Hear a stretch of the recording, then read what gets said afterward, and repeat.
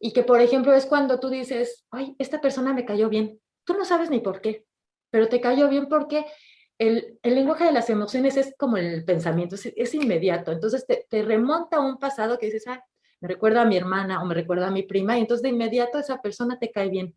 Así como también te puede caer mal, ¿no? Y dices, no, con ella no me siento bien, no me siento segura o no me siento cómoda, y es porque también te está recordando a alguien. O sea, tú estás transfiriéndole a esa persona algo de tu pasado, que en ese momento la sensación es del presente y que eres incapaz de decir por qué, son cosas del inconsciente. Yo soy Leslie Gursa y mi misión en este podcast es traerte a los expertos que te ayudarán a cuidarte para vivir más pleno y más feliz.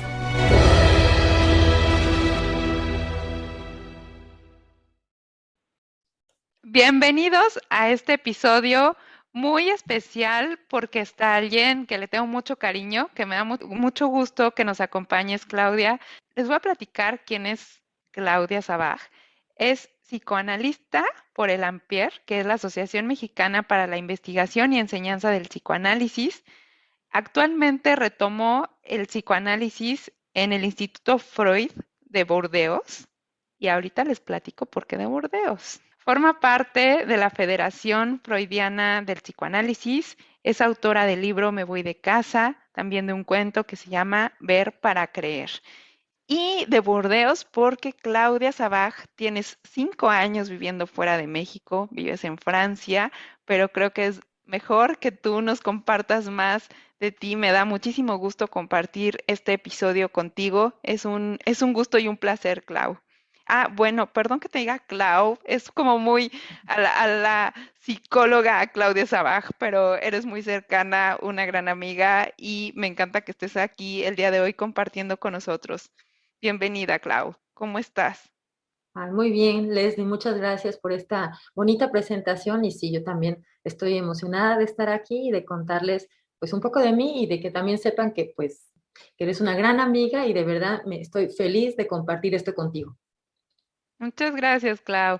Y bueno, estábamos platicando ahorita cómo iniciar esta charla, pero yo creo que algo que queremos dejarles, pues este mensaje de cuidarnos o de tener más conocimiento sobre nosotros. Y a mí me da curiosidad y creo que sería bonito para empezar, ¿por qué estudiaste psicoanálisis? ¿Qué te llevó a elegir esto? Bueno, es que yo estudié la carrera de psicología en una escuela muy particular, porque en esa época yo buscaba escuelas de psicología, bueno, universidades, y lo que yo encontré es que eran como muy conductuales o muy experimentales, una psicología experimental, y me topé con el centro ELEIA de actividades psicológicas, donde los dueños de esta escuela es una pareja argentina, psicoanalistas, que vinieron a México y fundaron su escuela, pero como maestría, y se dieron cuenta que había que había que trabajar con los grupos en homogeneizarlos, porque los conceptos psicoanalíticos no estaban muy claros. Entonces deciden abrir una licenciatura, pero lo interesante, y por eso digo que es muy particular, es que retoman el modelo freudiano. O sea, Freud tiene un artículo que habla que los psicoanalistas o las personas que se quiera dedicar al psicoanálisis debe de tener como una formación muy abierta. ¿Y a qué me refiero? Por ejemplo, en el ELE ya estudiábamos, además de las materias de psicología y de psicoanálisis, ¿no? Estudiábamos materias como filosofía, literatura, apreciación de la pintura, apreciación musical, cine, ¿no? Y entonces todo esto, me acuerdo que los dueños, ¿no? Decían, nosotros queremos darles esta formación porque la interpretación psicoanalítica es una creación. Y ustedes, entre más herramientas tengan para hacer esa creación, y que también trabajen con su sensibilidad, pues van a ser también mejores psicoanalistas. Entonces, esta idea me encantó. Y No, también me está. gusta mucho el psicoanálisis, porque creo que el psicoanálisis es una manera de, de, de mirar, te da una perspectiva muy, muy fina del comportamiento humano. No, la psicología es algo que me gusta mucho, pero sí creo que es algo que va dirigido más a la conciencia, a lo que está pasando de aquí y ahora, en cómo tú te relacionas con lo que puedes ver, con lo que es muy evidente. ¿no? Y el psicoanálisis te lleva a niveles de conocimientos muy profundos, incluso a lugares de obscuridad o lugares también, incluso de mucha luz, pero que no sabes que la tienes, ¿no? Porque están ahí en el inconsciente.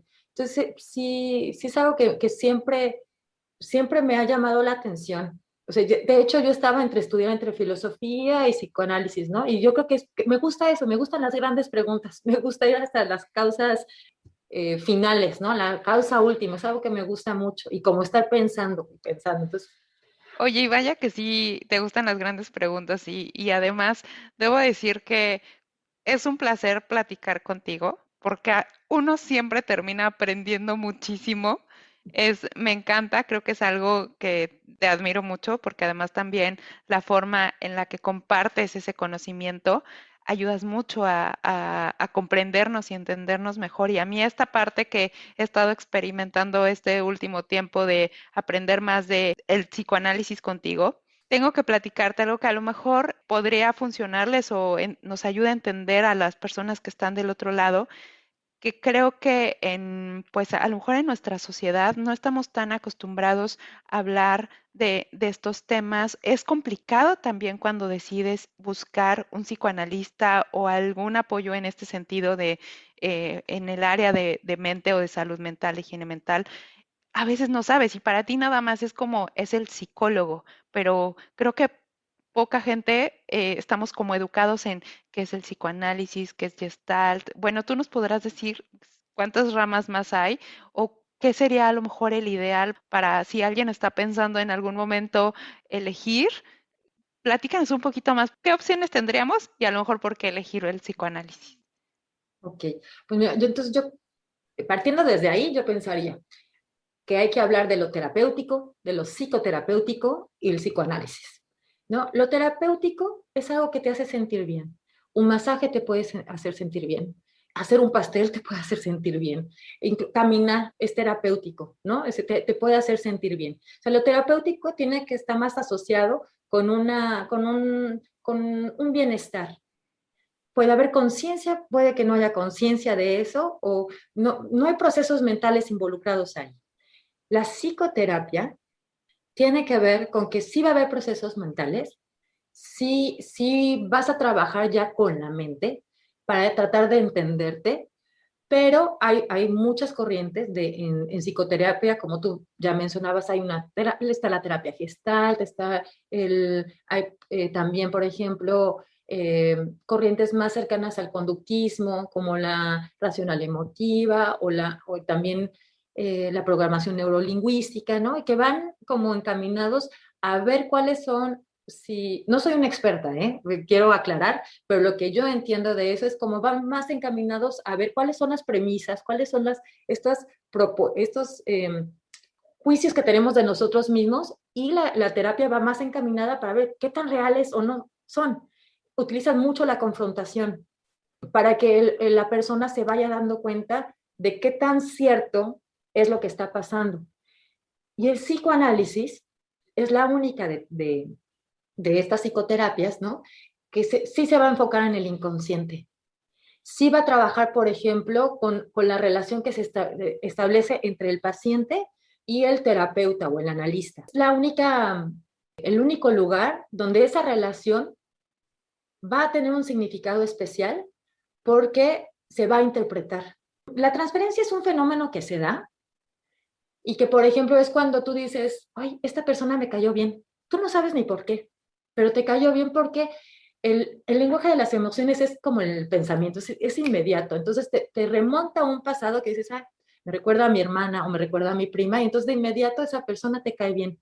Así como también te puede caer mal, ¿no? Y dices, no, con ella no me siento bien, no me siento segura o no me siento cómoda, y es porque también te está recordando a alguien.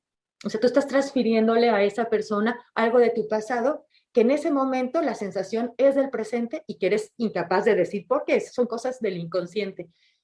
Y en el psicoanálisis, ese tipo de relación, ese tipo de transferencia que se establece entre el analista y el paciente te va a servir para que el paciente se haga consciente de relaciones pasadas que tenía. O sea, se busca la transferencia. Por eso hay veces que las personas que están afuera del psicoanálisis, o hay algunas, ¿no? Que puedan pensar, es que los psicoanalistas son muy fríos o son muy serios. Y es porque tiene un porqué. O sea, tú todo lo que haces en psicoanálisis lo vas a poner a beneficio del paciente. El que tú no practiques tus cosas tiene que ver con que tú vas a dejar al paciente que piense de ti lo que sea. Entonces, en psicoanálisis vamos a trabajar con esta relación que se establece entre el paciente y en el analista, pero vamos a poner a favor del paciente, a favor del tratamiento, porque eso nos va a indicar, o, bueno, más bien nos va a mostrar los conflictos que fueron que tuvo el paciente en el pasado en una relación en el presente. Entonces, tal vez son pacientes que quieren ser quedar muy bien con el analista o lo rechazan de cierta manera, y todo eso se va a interpretar, llega un momento que se va a interpretar. Entonces, por eso es importante cuidar como esta relación, porque si tú empiezas a dar más información de ti, el paciente no va a poder transferir. La transferencia es una gran oportunidad de darte cuenta de cuál es la conflictiva del paciente, porque tarde o temprano se va a dar, ¿no? Va a tomar lugar en el tratamiento. Tú has hecho que a mí me encanta esta parte del psicoanálisis, pero tengo como una curiosidad o algo que preguntarte. Generalmente cuando nosotros decidimos ir a una terapia o buscar un psicólogo o pedirle al amigo que nos recomiende a alguien, porque creo que así esa es la forma en la que llegamos, estamos generalmente en un momento de crisis. Pero Ujú. ahorita lo que estabas platicando de cómo reaccionas en el día a día, pues esto me lleva a que todos deberíamos de en algún momento ocuparnos de justo conocernos más, de poder entendernos, porque seguro todos tenemos momentos en los que algo no nos gusta, pasó un evento y ya te hizo corrección y reaccionaste mal y demás, ¿no? O sea, pero lo que estás diciendo ahorita, pues lo que es el psicoanálisis de una entiendo como introspección que te lleva tiempo al final conocerte. ¿Cuál sería el momento ideal para buscar sí ir con un psicoanalista? Pues mira, yo creo que el momento ideal, cuando la persona lo sienta, o sea, cuando la persona tenga un interés en comprenderse, sobre todo eso.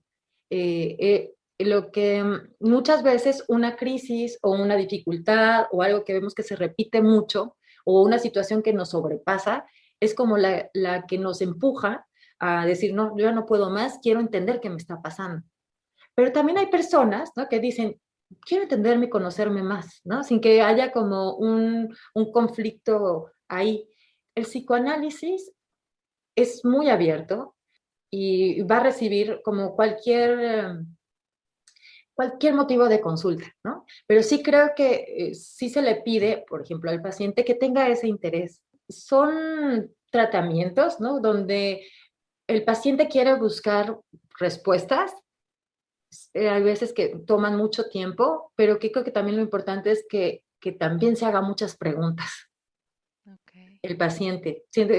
Muchas veces tiene más que ver con eso, ¿no? Que el paciente salga con preguntas. Y también por eso yo creo que hay gente que dice que el psicoanálisis no es tan vigente, porque el ritmo de vida ahorita es mucho más rápido, la gente quiere que les den respuestas y que den paso 1, 2 y 3 y a lo que sigue, ¿no? Y como que ya no quieren como adentrarse mucho. Pero yo considero que el psicoanálisis sigue siendo vigente porque sigue dando respuestas a problemas que seguimos teniendo.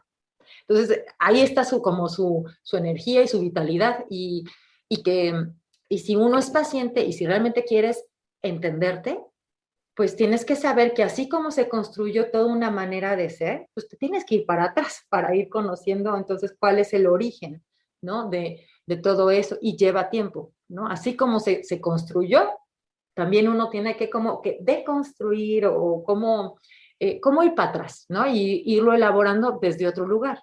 Ese sería el psicoanálisis. Uno va a volver a pasar al pasado, pero con una visión diferente. Uno lo sigue viviendo como la infancia y por eso muchas veces el paciente tiene esa conflictiva porque está actuando desde una manera más infantil en una época o una etapa de desarrollo que ya no corresponde, que o sea, ya no es adecuado hacer un berrinche en el trabajo porque te tienes que quedar más tiempo, ¿no? Ya no es adecuado reaccionar así y en cambio Obviamente, tal vez no son los berrinches de que se ponen a llorar, pero sí hace un escándalo con sus compañeros, ¿no? Es otra manera de ser berrinche, disfrazada como de más adulta, pero que en el fondo es más infantil.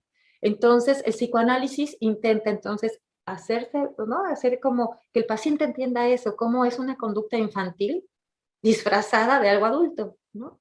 Y que tal vez tiene que ver con una infancia donde él siempre quiso, siempre se salió con la suya y quiere seguir él con esa posición. Por ponerte un ejemplo de muchos, ¿no? Pero es justamente eso. Y el psicoanálisis lo que va a decir es, va a poner la luz en ese razonamiento y el paciente decidirá si lo cambia o no, o qué hace con él, ¿no? El psicoanálisis no te va a decir que, no es como yo te voy a decir qué hacer, es no, vamos a entender qué significa eso, vamos a entender esa conducta y tú sabrás, ¿no? Si estás como, el problema es que si tú no lo ves, estás como atrapada en reaccionar de esa manera y sientes que no puedes hacerlo de otra manera.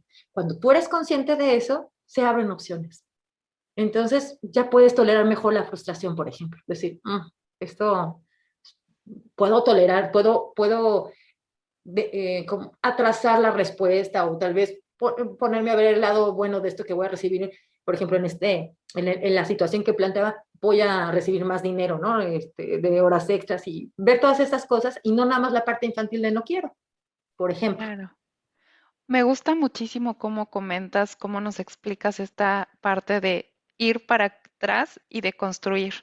O sea, porque esto me va llevando como a uno de los temas, y lo mencionaste ahorita al último, un tema de cambio, y que todos estamos viviendo temas de cambios, ¿no? Que todos nos hemos tal vez obligado a conocernos un poquito más en los últimos tiempos, porque todos hemos vivido pues cambios inesperados, situaciones que han sido complejas. Clau, a mí me gustaría preguntarte, ¿cómo le haces para, o si realmente la gente logra cambiar radicalmente o siempre te quedas como con tu esencia?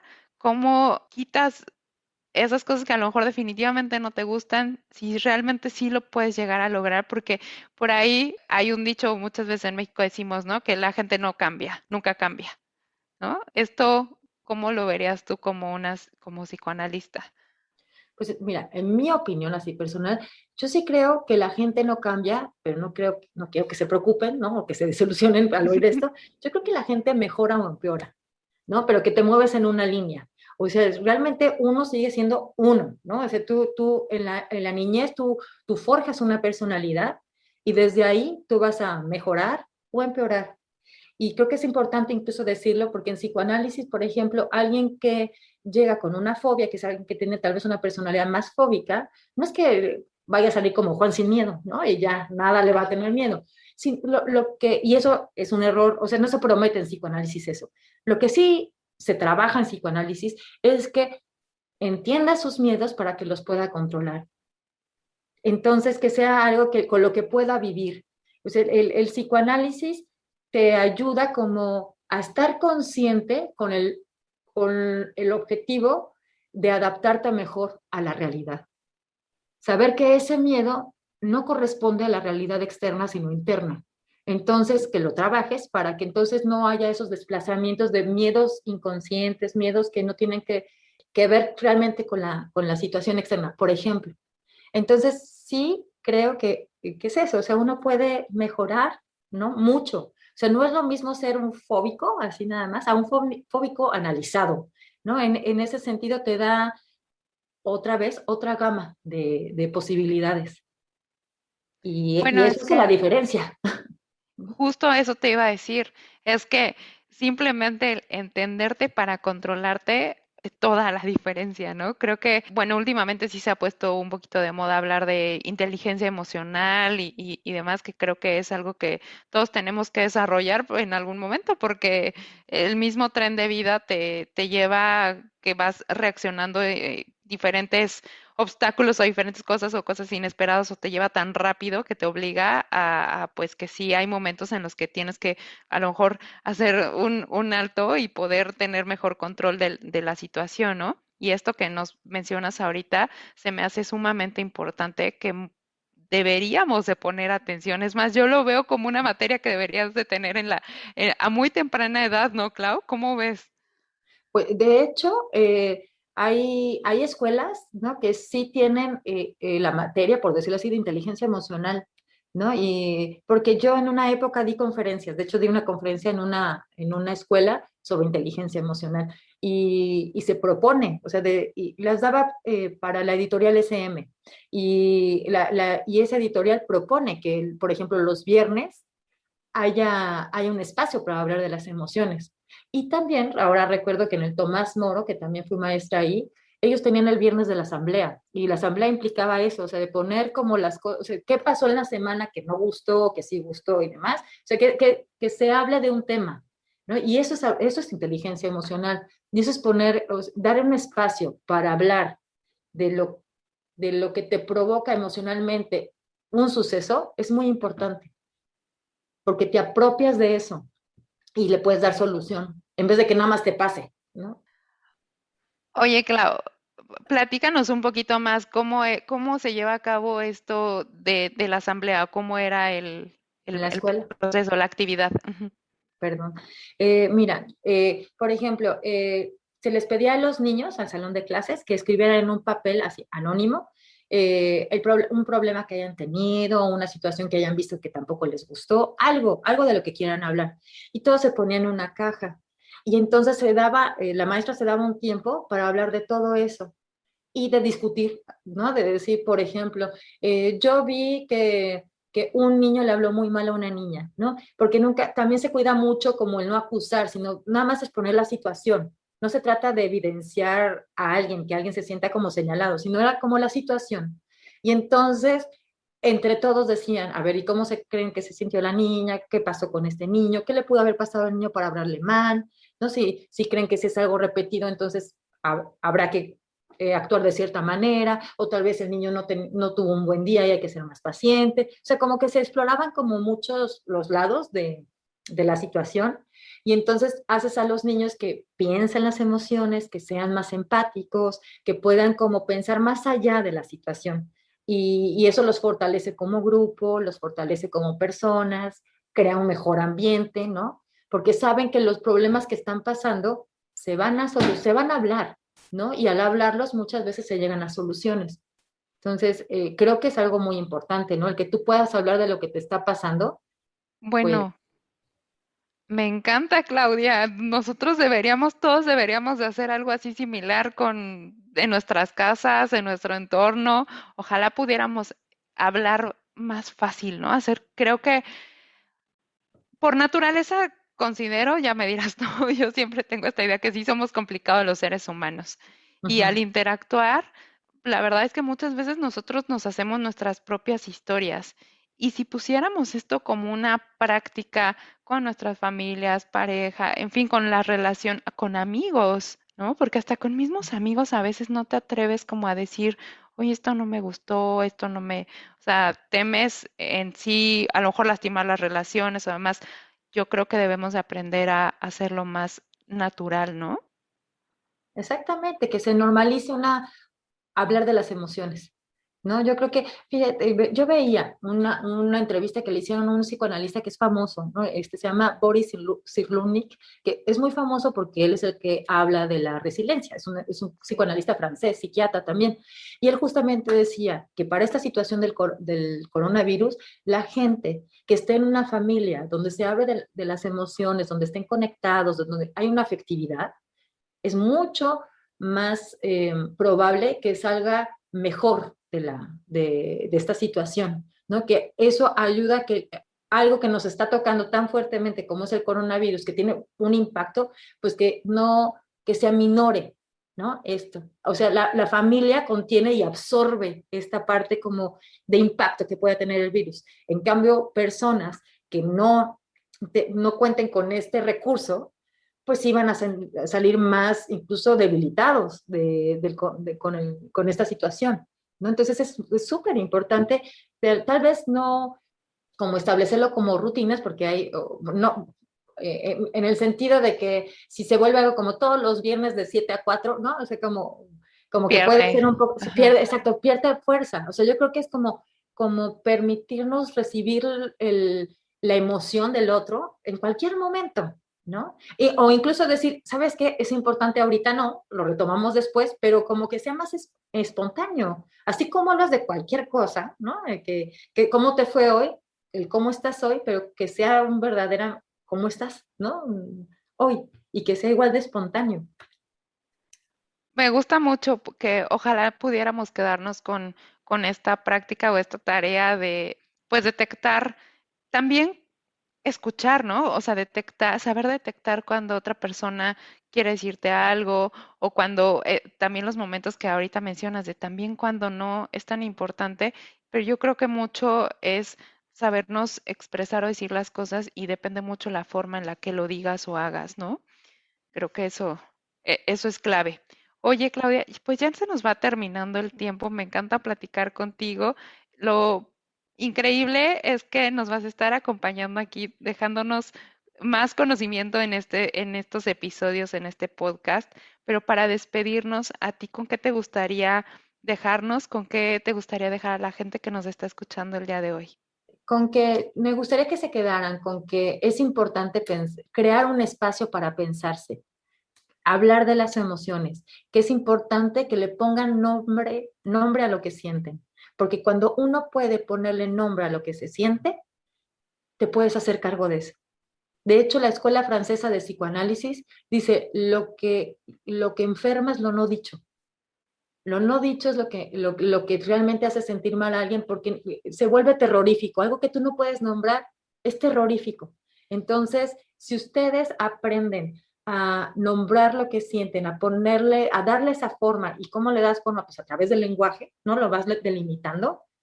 Incluso aunque al principio te digas, no sé, pero por momentos me siento así y otros no me gusta, siento miedo, ¿no? Y aunque no lo tengas como tan claro, el que tú empieces a hablar sobre eso, empiezas a crear un espacio mental que se va fortaleciendo con el uso, ¿no? Es como el músculo del pensamiento, ¿no? Del pensarte, y que yo espero que juntos podamos como desarrollar, ¿no? Entrenarnos, por decirlo así de una manera metafórica, entrenar este músculo de esta visión hacia adentro. Me gusta mucho, Claudia, y nos dejas una tarea grande. Es un gusto compartir este espacio contigo y para quienes nos están escuchando, Claudia Sabaj está todos los sábados a las 9 de la mañana en este espacio de mente y emociones, compartiendo interesantes temas en donde ya exploramos autosabotaje, donde vamos a hablar del tema del cambio y estamos preparando temas muy interesantes para dejarnos conocimiento que nos ayude a conocernos mejor. Muchísimas gracias, Claudia. Un gusto compartir el día de hoy contigo. Igualmente, Leslie, gracias a ti. Nos vemos en la próxima. Hasta pronto.